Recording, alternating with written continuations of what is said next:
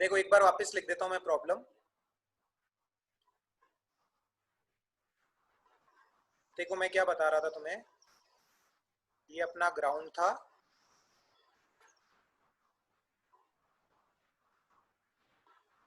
एक पार्टिकल को अपन ने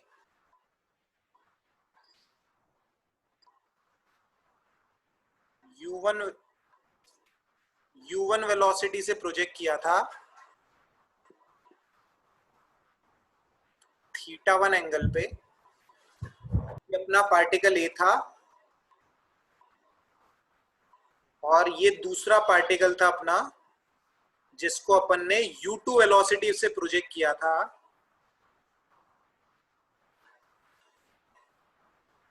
θ2 एंगल पे, है ना।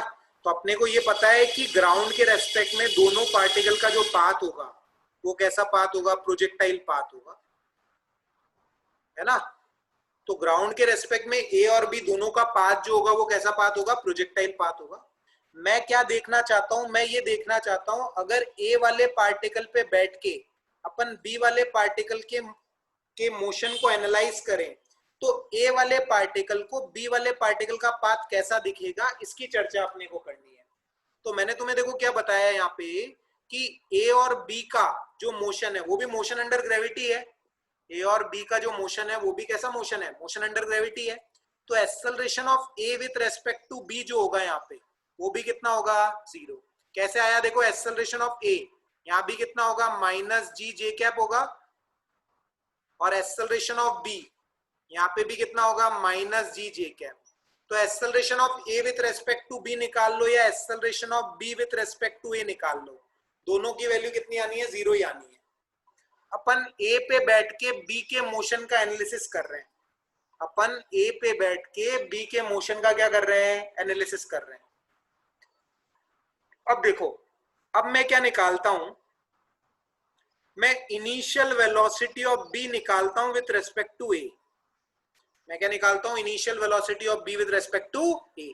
अब initial velocity of B with respect to A क्या होगी, velocity of B minus velocity of A. Velocity of B with respect to A क्या होगी, velocity of B minus velocity of A.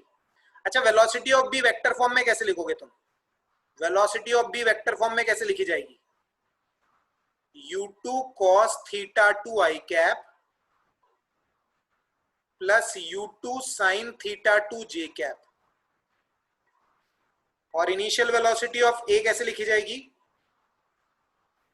u1 sin θ1 i cap plus u1 sin θ1 j cap.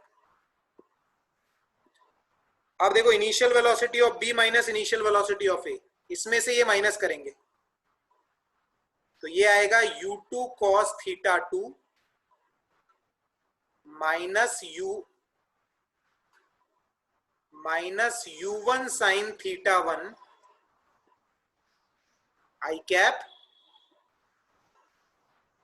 Minus, समझना बात को, देखो इसमें से ये minus कर रहे हैं, देखो u b vector minus u a vector, इसमें से ये माइनस करेंगे तो देखो i कैप तो कॉमन आ जाएगा, u2 cos θ2 माइनस, एक मिनट u1,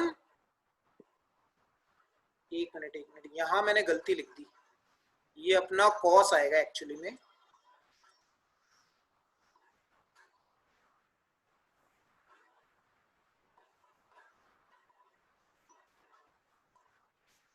ये cos आएगा अपने पास, u1 cos θ1 आएगा।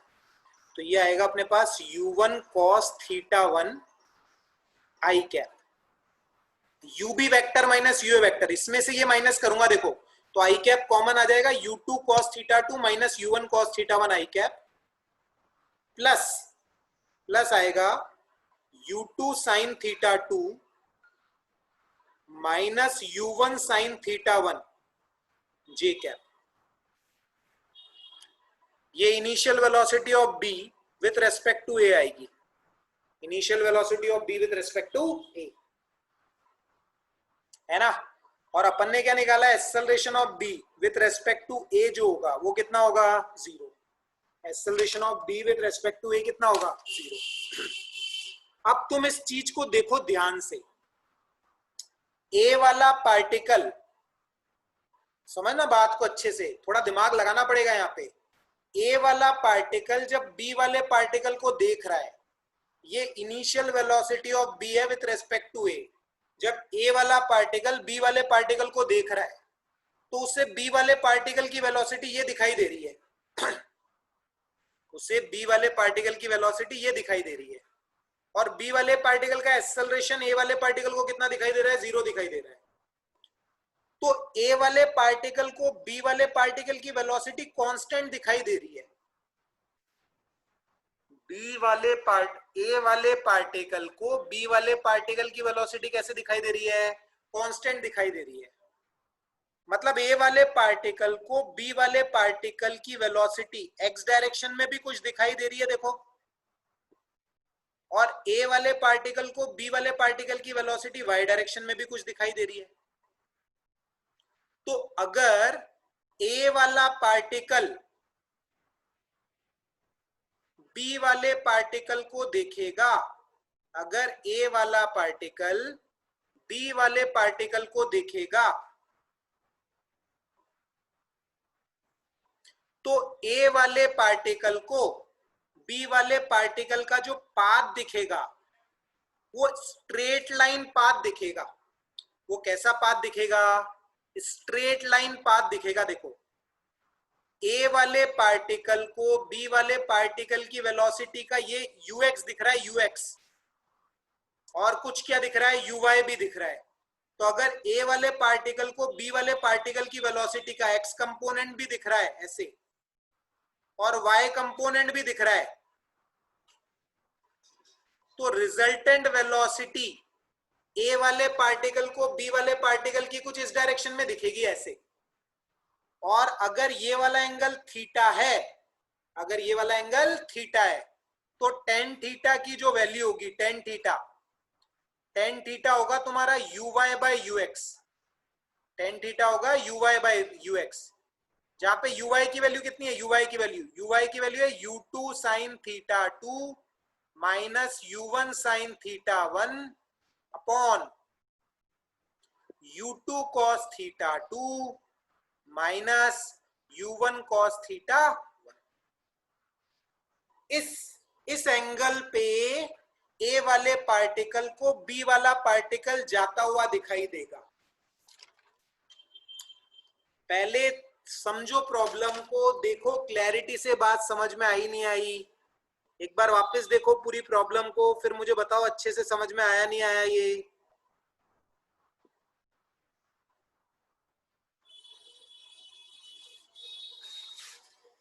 अस्मी, धीरज, मिष्टी, रजनीश, बताओ समझ में आया नहीं आया ये? अक्कल लगानी पड़ेगी थोड़ी इसमें।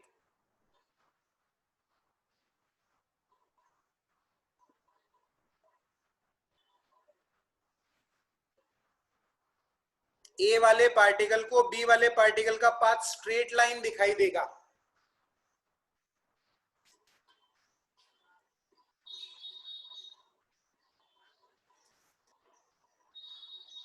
बोलो। शुभम, देवेश, रजनीश, मिष्टी, वर्षा, अस्मी, सर एक बार और रिपीट कर दो। देखो एक बार और देख लो। मैंने सबसे पहले ये बोला कि अपन ए के रेस्पेक्ट में बी का मोशन एनालाइज कर रहे हैं। तो पहली बात तो ये है कि एक्सेलरेशन ऑफ बी जो होगा विथ रेस्पेक्ट टू ए वो 0 होगा। वो कैसे निकाल सकते हो? देखो बिल्कुल वही बात है कि ए का एक्सेलरेशन ये है, बी का एक्सेलरेशन ये है, तो 0 ही आएगा। मैंने तुम्हें पिछले सेक्शन में भी बताया था कि फ्री फॉल जब होता है ग्रेविटी के अंडर, तो रिलेटिव एक्सेलरेशन कितना होता है? 0 होता है ना। फिर देखो मैंने क्या बताया, अपन ए पे बैठ के बी के मोशन का एनालिसिस कर रहे हैं। तो ए की वेलोसिटी मैंने लिख दी। ए की वेलोसिटी क्या लिख दी? u1 cos theta 1 i cap plus u1 sin theta 1 j cap. वैसे बी की वेलोसिटी मैंने लिख दी u2 cos theta 2 i cap, u2 sin theta 2 j cap. अब अपन ए पे बैठ के बी को एनालिसिस कर रहे हैं। तो मैंने लिखा initial velocity of B with respect to A, तो वो होगी velocity of B minus velocity of A. तो इसमें से मैंने इसको माइनस किया तो कुछ ऐसा आया, मतलब ए वाला पार्टिकल जब बी वाले को देख रहा है तो उसको बी की वेलोसिटी एक्स डायरेक्शन में ये दिखाई दे रही है और वाई डायरेक्शन में ये दिखाई दे रही है। मतलब बी वाले पार्टिकल की वेलोसिटी ए वाले पार्टिकल को कुछ ऐसी दिखाई दे रही है, u x i cap plus u y j cap. देखो ये ए वाला पार्टिकल देख रहा है, उसे बी वाले पार्टिकल की वेलोसिटी एक्स डायरेक्शन में यू एक्स दिखाई दे रही है और वाई डायरेक्शन में यू वाई दिखाई दे रही है। तो इन दोनों का रिजल्टेंट तो बीच में ही आएगा ना, इन दोनों का रिजल्टेंट किधर आएगा, बीच में ही तो आएगा। ऐसे ये यू एक्स है ये यू वाई है, तो ए वाले पार्टिकल को बी वाले पार्टिकल का पाथ कैसा दिखाई दे रहा है, स्ट्रेट लाइन पाथ दिखाई दे रहा है, क्योंकि वेलोसिटी कैसी है, देखो कांस्टेंट है ना, वेलोसिटी कांस्टेंट है तो पाथ तो कैसा होगा, स्ट्रेट लाइन पाथ ही होगा, इसलिए कहा है कि पाथ स्ट्रेट लाइन है। अब बताओ सब लोग, समझ में आया नहीं आया?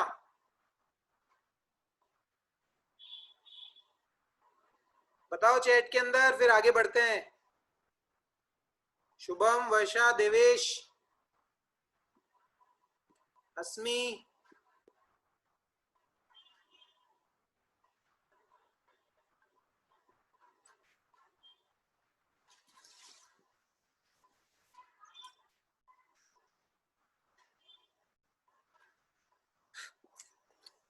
चलो ठीक है। तो यही प्रॉब्लम्स करना आज अच्छे से, है ना, आगे नहीं पढ़ते ज्यादा, इसी प्रॉब्लम को वापस देखना वीडियो अगर किसी को अच्छे से समझ में नहीं आया है तो, है ना।